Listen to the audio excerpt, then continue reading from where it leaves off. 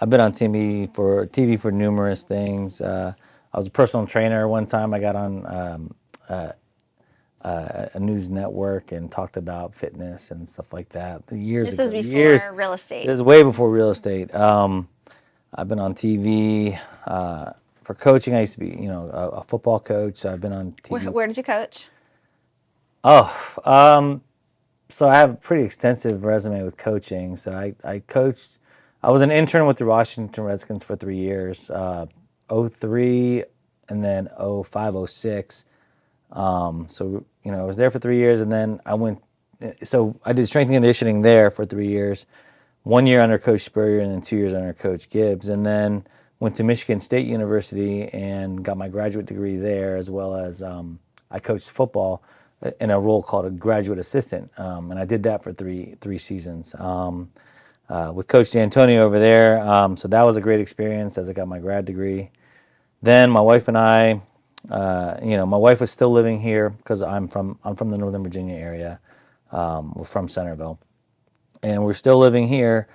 And she's like, we started looking for jobs, and we had a job opportunity in North Dakota, and she's like, nope. And we had a job opportunity in middle of nowhere, Michigan, and I was like, well, why don't we try the high school thing? So then I coached high school for a while, and did that, in Sterling and in Fairfax County, places like that. So, and then, I transitioned over into the real estate world. Did you find a lot of similarities when you transitioned from coaching football to, because you've got a team?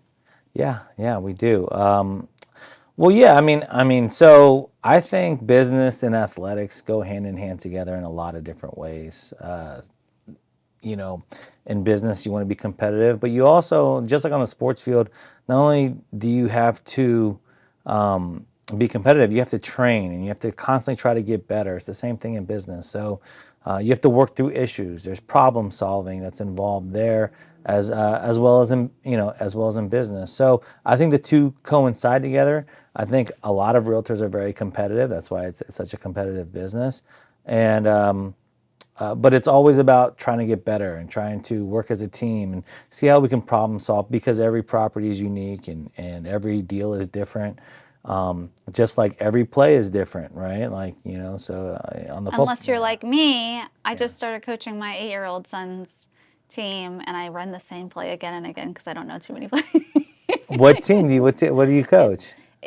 He's 8 years old, but it's the NFL flag. Okay.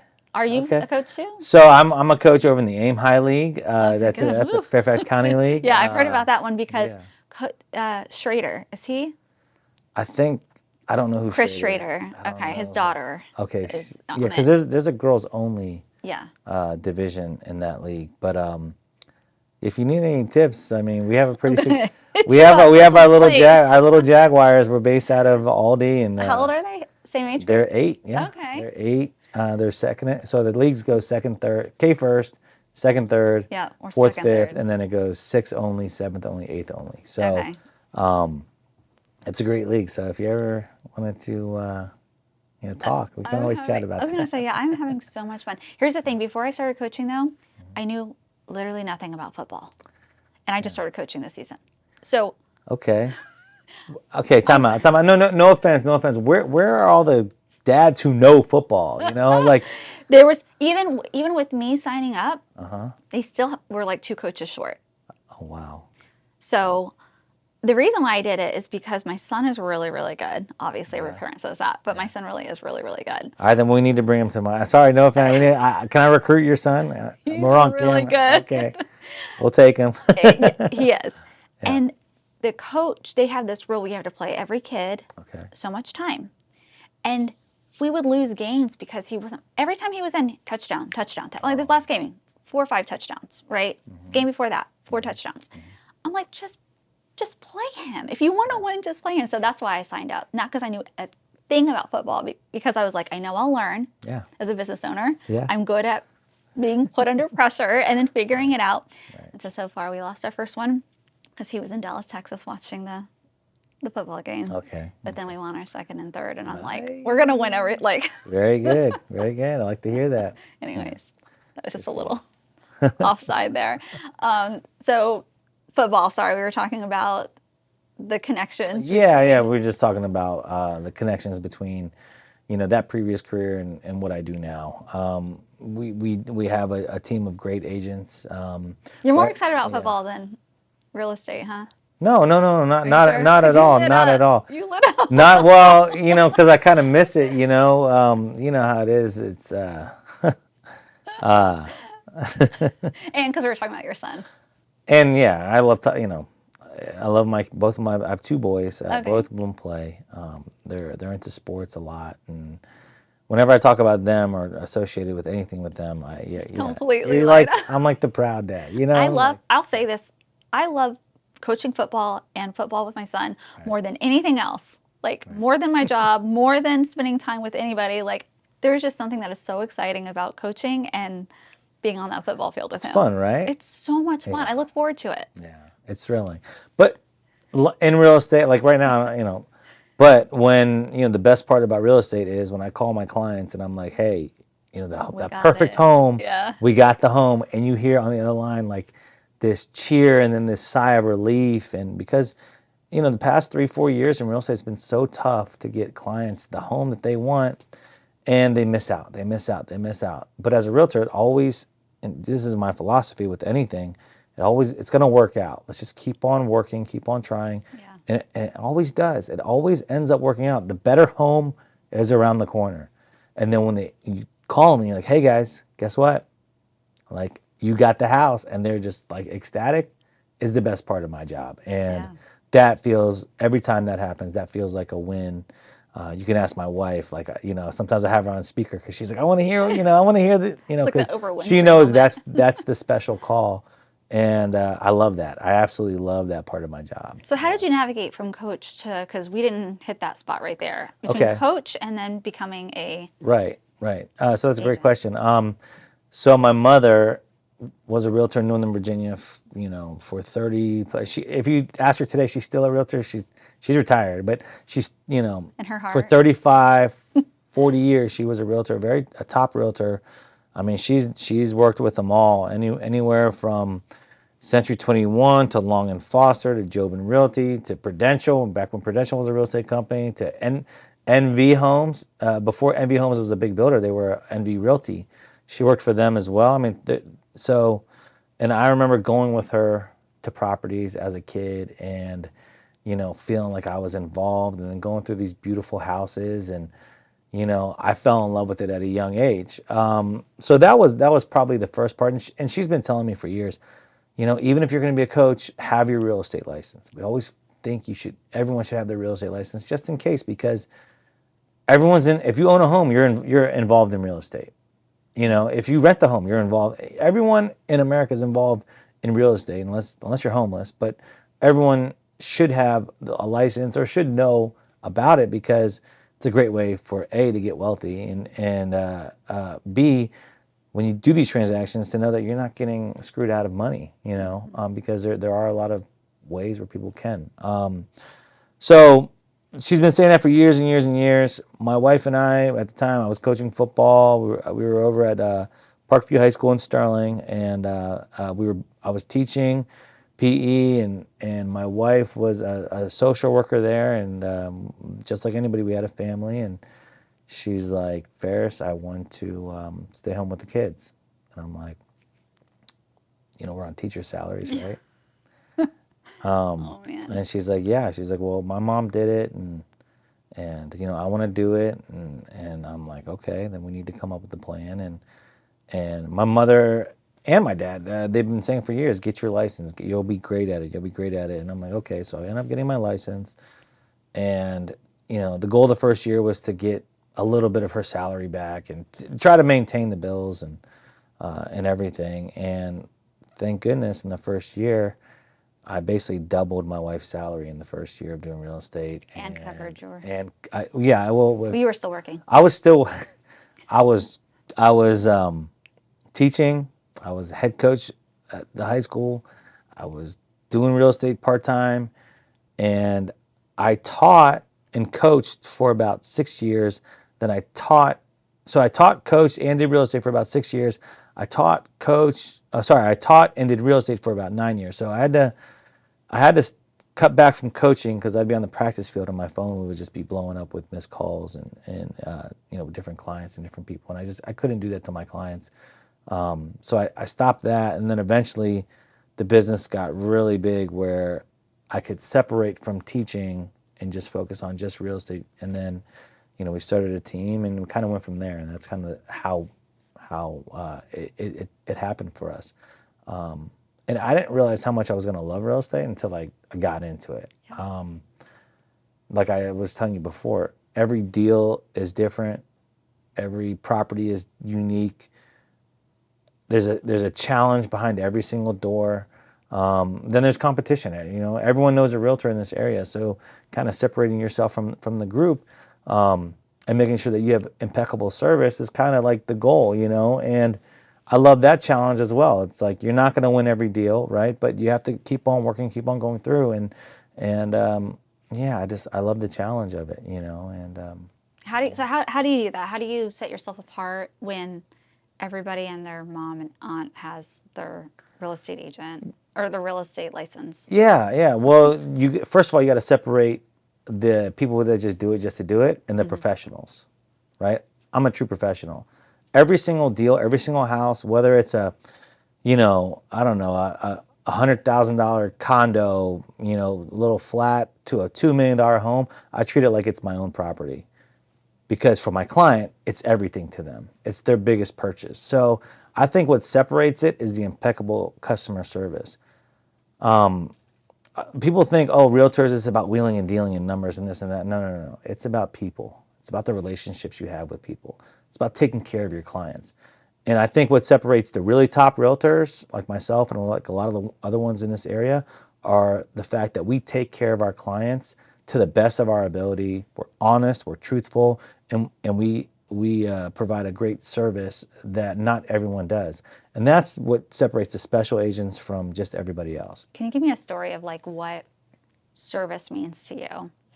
And the reason I ask is because obviously I didn't give you any of these questions because we just have conversations and see where it happens. So you didn't think through any of it, or I didn't give you the opportunity to think through any of it. But like people always say that we have great service, right? Like we're the best of the best. Right. Do you have a specific story, either that you've heard somebody else that hasn't had that great service that other people have dealt with, or on the other side, that you guys went above and beyond? Yeah, I mean, there's been times when people have, tried. I mean, shoot, I'll tell you a recent story. There was a home in Ashburn. A guy comes for me for the interview, and I kind of told him how it was. I said, "Hey, this is the pricing of your home. This is what we do. This is how we market. This is how we're going to get your house in front of everybody. We have a great marketing strategy. Like our marketing team is phenomenal.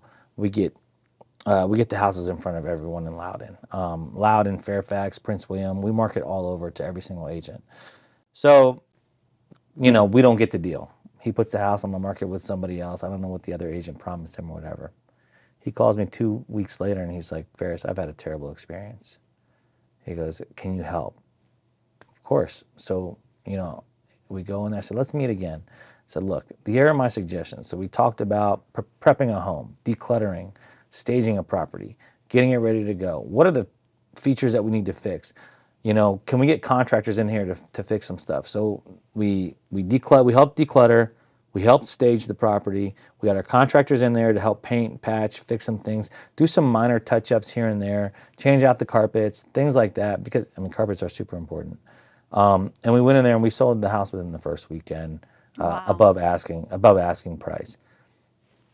It's the professional realtor rather than the guy that's just gonna say, hey, we can sell your home for $200,000 more than what it's worth, or hey, we can sell your home basically for free. Like we charge what we charge, and we charge a really good rate, and but we're also honest with our pricing.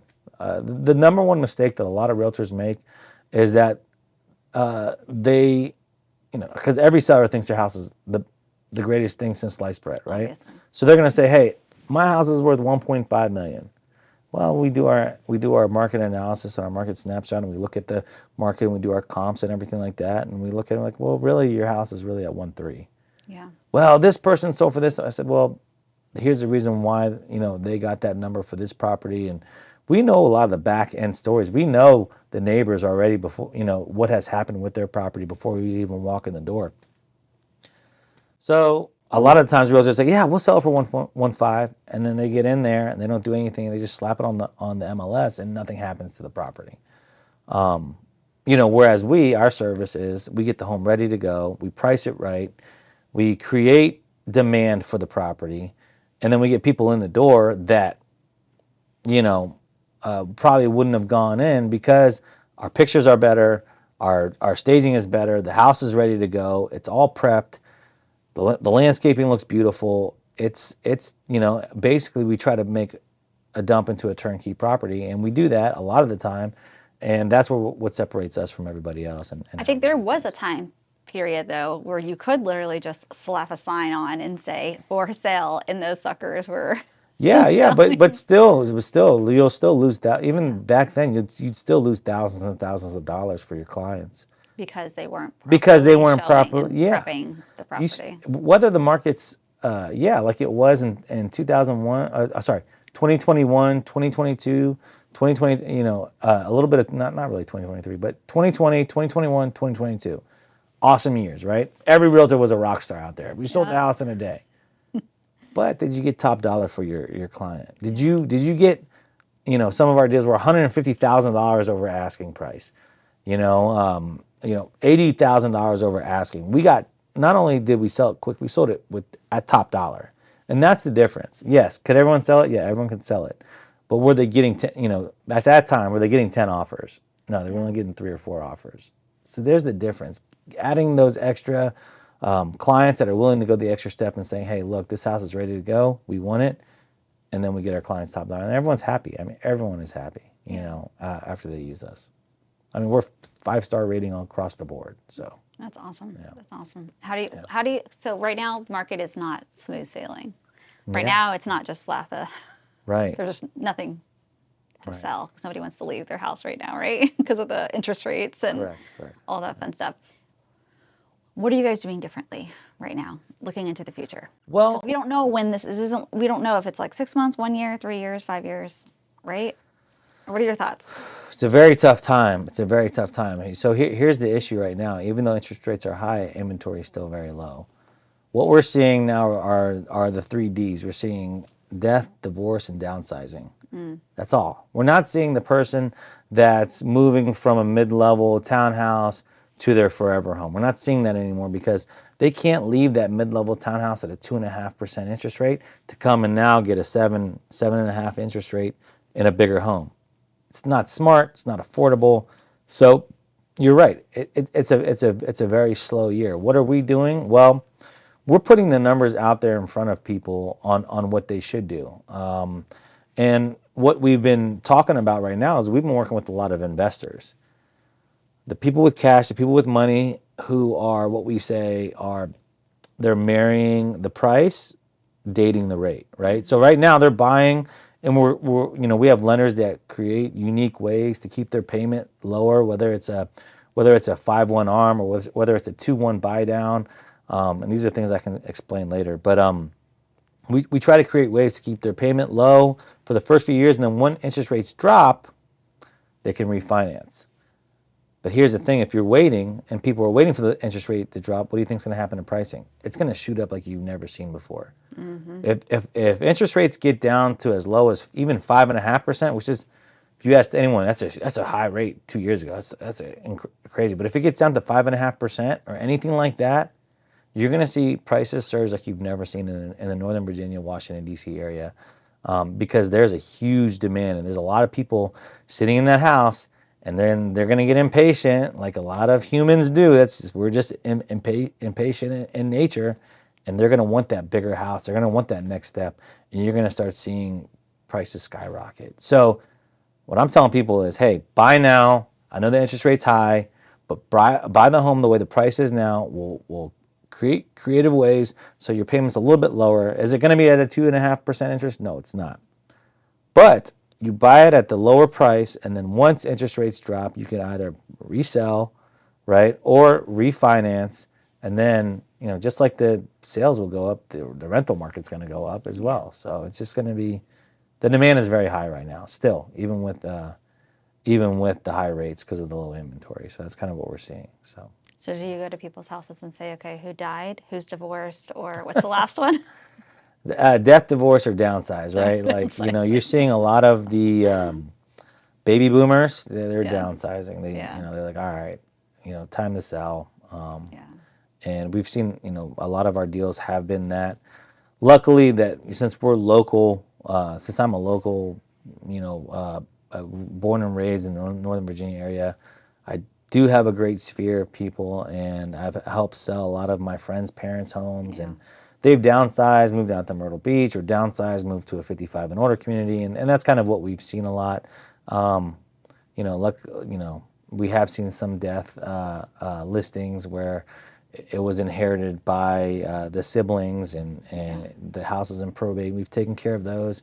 And then we've seen some divorce, where people have to sell and they split up and went their separate ways, one reason or the other, and that's kind of what we're seeing. So, you want to stay in front of your clients, so we stay in front of them through social media. We do the old school way of, hey, just giving them a call. Hey, guys, we're in the neighborhood. How are you today? How's the family? Hey, saw your post on social media and hope you guys are doing well. And, oh, shoot, Ferris, I've been meaning to call you. My cousin wants to sell a property, or my nephew's ready to start looking, and that's kind of how, the old school. It's brilliant marketing. It's so simple. It's so easy. It's underrated, but it's brilliant marketing because it's relationship based. You're checking up on them, and you're showing that you care and that you didn't forget about them and they weren't a transaction.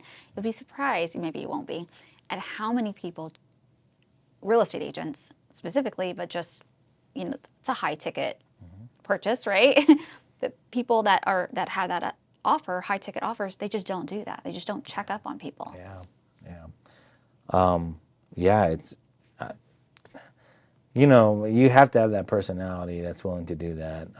You have to get over the fear of what they might think or what they might say. You just get over that, and your clients, they when they're at their house, they do think of you every once in a while. Like, oh man, Ferris, he helped us sell stuff. We haven't heard from him in a while. You don't ever want to be that guy. You want to be that person that's, hey, Ferris just called us to see how we're doing. How's the house? How are the kids? The school's still good. If you ask these simple questions, and you'd be amazed at the response that you can get. Is that a football playing kid? You got a kid that's pretty good. Does he want to play on my football team? Come on, bring him over. So you don't have a kid named Dax on your team? Name who? Dax. No. Okay, you must be on another one. No, anyways. I don't have a Dax. We'll have to ask. Aim High League? So they ended up pulling him out of the flag and put him onto the AIM because. Yeah. Anyways. Aim High is run really well. I know there's a lot of football, but Aim High is an amazing league. It's highly competitive. There's a lot of, no offense, there's a lot of teams from Loudon. They're like, oh, we won the Super Bowl over there. They come over to us, and it's very hard to win a game. They're like, ooh. Yeah. It's flag, or is it? It's flag. Okay. The Aim High does have tackle football also. They offer. We haven't gotten to that yet. I think next fall, both of my boys will go to. Are they going to? I'm kind of scared. Yeah. My guy's little. Yeah. He's little, but he's fast. Well, tell him to not get hit. Hey, don't get hit. Just run away. That's right. I said you better run really, really fast. Yeah.